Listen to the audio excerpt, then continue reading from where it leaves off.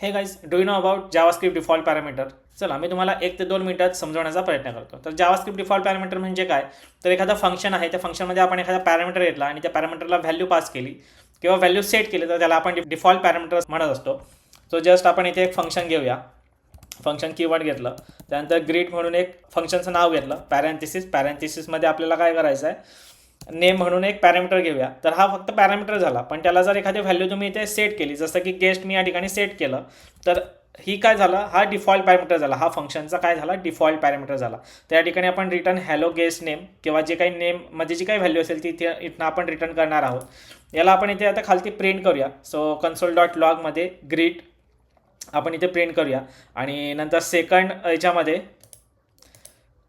नंतर एंटर करून सेकंड जेव्हा आपण कन्सोल प्रिंट करूया, सो console.log आणि यामध्ये आपण ग्रीट आणि त्याला पास करताना आपण इथे पीटर म्हणून या ठिकाणी पास करूया. ओके, सो इथे आपण सेव्ह केलं. तर इथे आपल्याला AI जे आहे किंवा कोपायलट आहे, तर इथे आपल्याला सजेशन्स देत आहे. तर तुम्हाला जर सजेशन हवे असतील तर तुम्ही इथे टॅप करू शकतात, ॲक्सेप्ट करू शकतात, तर ते आपल्याला तिथे प्रिंट होतं. ओके, सो इथे आपण सेव्ह करूया. ब्राउझरवर जाऊया आपल्या.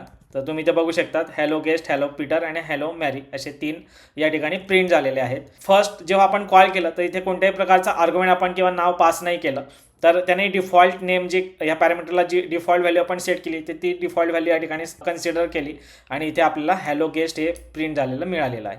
पण आपण नेक्स्ट टाइम पीटर आणि मॅरी पास केलं, म्हणून आपल्याला नेक्स्ट टाइम काय इथे मिळालेलं आहे, प्रिंट झालेलं हॅलो पीटर आणि हॅलो मॅरी. सो हा जो कन्सेप्ट आहे तर त्याला आपण जावास्क्रिप्टमध्ये डिफॉल्ट पॅरामीटर असं म्हणत असतो, फंक्शन डिफॉल्ट पॅरामीटर. अगदी सोपा कन्सेप्ट आहे. जर तुम्हाला इन डिटेलमध्ये शिकायचं असेल तर लिंक जी आहे आपल्या व्हिडिओची ती मी कॅप्शनमध्ये अटॅच केलेली आहे. थँक्यू.